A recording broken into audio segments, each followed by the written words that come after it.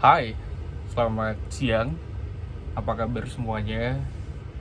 Buat semua penonton video dan subscribernya aku, terima kasih banyak untuk 700 subscriber. Dan saya sangat berharap bahwa konten yang saya bawakan memberikan sebuah informasi yang baik dan berguna buat teman-teman semua. Sampai saat ini cukup menarik, banyak mungkin komen-komen yang saya tidak balas ataupun terlambat saya balas gitu. Tapi informasi yang saya berikan semuanya sudah tertera di video-video saya sebelum-sebelumnya, perihal tentang pekerja migas atau pekerja offshore, pekerja di laut gitu yang berhubungan dengan minyak dan gas. Nah, kesempatan ini saya akan membawakan atau menyampaikan bahwa jenis-jenis pekerjaan di offshore itu sendiri atau pekerja di laut lepas lah gitu, supaya teman-teman semua tidak bingung dengan pekerjaan. Oke, pertama kita bahas tentang pekerjaan saya sebelumnya adalah saya sebagai paramedik di salah satu perusahaan untuk pengeboran minyak atau rig besar namanya gitu. Jenis rig itu sendiri ada dua. Yang pertama ada jackup rig, yang kedua ada swampburst gitu kan. Gitu. Kemudian sama-sama fungsinya untuk pengebor minyak gitu. Nah, jenis posisinya di sana juga ada engineering, ada mekanik, ada elektrik, kemudian ada restabor, ada rigger juga gitu. Dan di sana setiap posisi itu kayak staff gitu, seperti saya sendiri itu ada jadwalnya. Contoh 4 minggu kerja, 4 minggu off. Kemudian itu diatur sendiri oleh perusahaan. Kemudian semuanya difasilitasi dari kita berangkat dari rumah sampai kita pulang. Itu baik menggunakan helikopter ataupun menggunakan speedboat, kemudian pesawat kita ataupun akomodasi yang lain gitu. Kemudian penghasilan kita itu gaji masuk ke rekening si karyawan semuanya, tidak ada melalui deposito dan lain-lain. Nah, kemudian ketika cuti emergency, ibaratnya istri melahirkan atau orang tua meninggal atau saudara adik atau kakak meninggal, itu difasilitasi perusahaan gitu, boleh pulang tanpa ada namanya harus membayar sekian gitu, tidak ada sama sekali dipungut biaya untuk perihal tentang hari emergency. Kemudian cuti menikah itu yang menyesuaikan adalah si karyawan ya, bukan si perusahaan ya. Jadi contoh, planning menikahnya adalah kira-kira 3 bulan ke depan. Nah, sekarang saya contoh on duty, sedang bekerja, berarti bulan depan saya off duty. Bulan depannya saya nggak bisa karena sedang posisi on duty. Berarti kita yang mundurin ke 4 bulan ke depan, seperti itu. Nah, kemudian ada namanya kerja project construction engineering, perusahaan yang menyediakan atau melakukan penginstalan untuk platform itu kilang minyak yang di laut, atau pemasangan pipeline pipa yang akan disambungkan dari laut ke darat sendiri gitu. Nah, di situ posisinya ya ada banyak juga, ada rigger, ada scaffolding, ada fitter, ada welder gitu. Kemudian ada orang engineeringnya juga gitu, ada orang safety-nya juga, paramediknya juga ada gitu. Kemudian jadwalnya ada yang per project. Contoh projectnya 6 minggu, bukan 6 bulan, 6 minggu atau 2 bulan, ya udah sampai selesai. Atau paling lama itu hanya 3 bulan, tapi itu jarang sih gitu. Kemudian ada namanya perusahaan ROV diving, itu perusahaan penyelaman, itu untuk inspect pipa di laut atau maintenance ketika ada kebocoran untuk pipa-pipa yang di laut, atau ada sebuah perbaikan harus uninstall pipanya sendiri atau klaimnya sendiri, seperti itu. Kemudian ada yang menanyakan nih, kalau jadwalnya bisa sampai tahunan? Enggak. Jadi semua pekerja yang berhubungan dengan oil and gas itu tidak ada seperti itu, kecuali dia bekerja di sebuah perusahaan kapal supply. Ya bisa sampai beberapa bulan, 8 atau setahun, tapi mereka bukan pekerja migas, mereka pekerja kapal gitu. Kemudian kalau di luar negeri sendiri, saya punya teman, sahabat sendiri, kerja di wilayah Bangkok atau Tiongkok, di Thailand. Kemudian ada yang di Tiongkok juga, yang di Cina, kemudian di Singapura juga. Jadwalnya itu 2-3 bulan gitu. At least, kecuali ada seperti kemarin pandemi, ya jadi di hold karena nggak bisa masuk ke Indonesia, contoh seperti itu.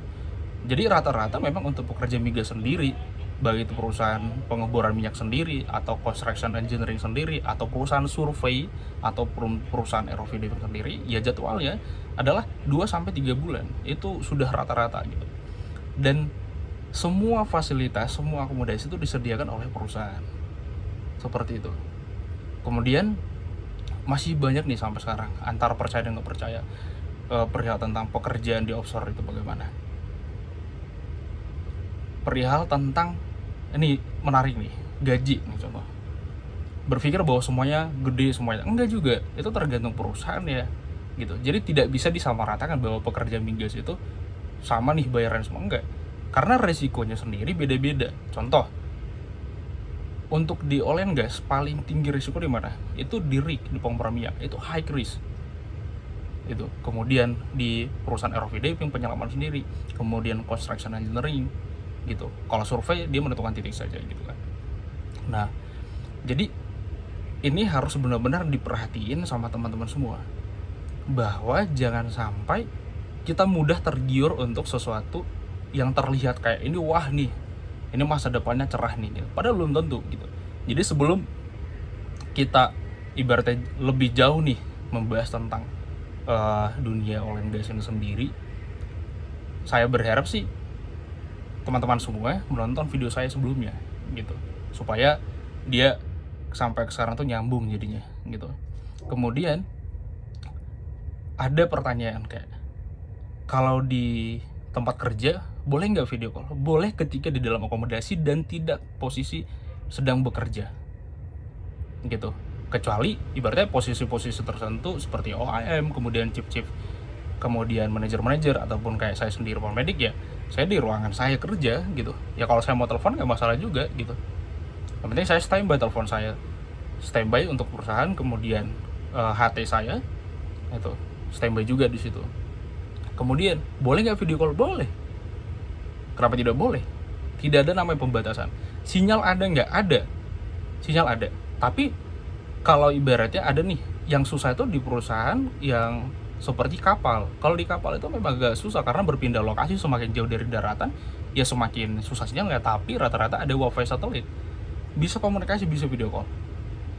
Terus tidak boleh menggunakan kamera. Siapa bilang? Boleh menggunakan kamera di dalam akomodasi. Tidak boleh menggunakan kamera atau menggunakan telepon ketika bekerja, iya, karena mengakibatkan tidak fokus ketika bekerja, yang pertama. Yang kedua adalah bisa mengakibatkan insiden atau insiden sendiri.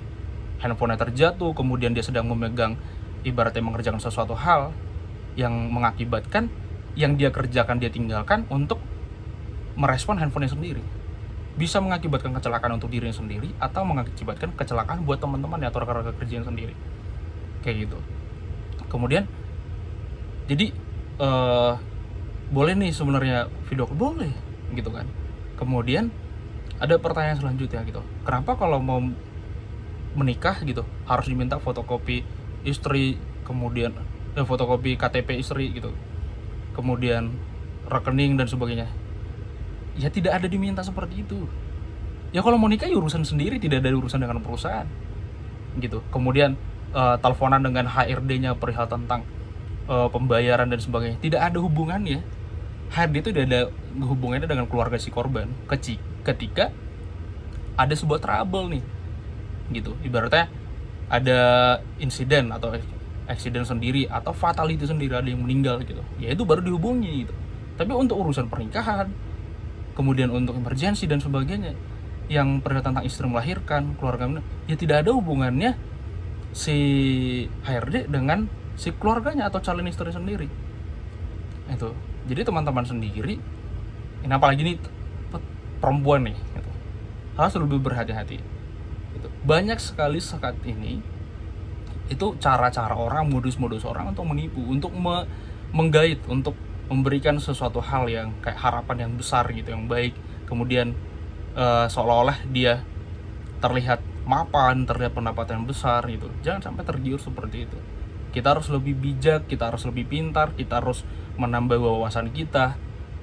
Dengan cara apa? Mencari. Sosial media sekarang itu sangat banyak informasi-informasi, bisa lihat di internet atau bisa nonton di video di YouTube sendiri, kemudian atau bisa baca buku sendiri gitu.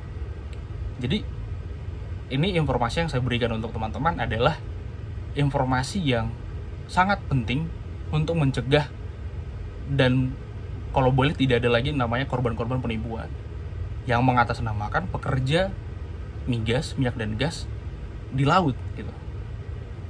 Jadi saya berharap itu teman-teman bisa menonton video saya, mendukung channel saya sendiri, kemudian di-share ke teman-temannya supaya teman-temannya dari kita juga semakin banyak tahu, semakin banyak mendapatkan informasi, jadi tidak menjadi korban lagi gitu.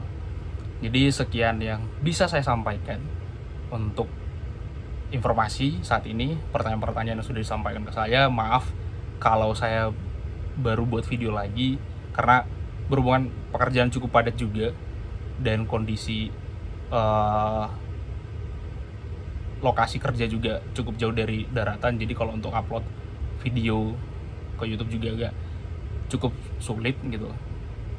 Tapi saya terima kasih banyak dan semoga secepatnya bisa nih semakin banyak subscriber yang bisa mengikuti, jadi semakin semangat saya dalam memberikan informasi buat video konten-konten saya juga.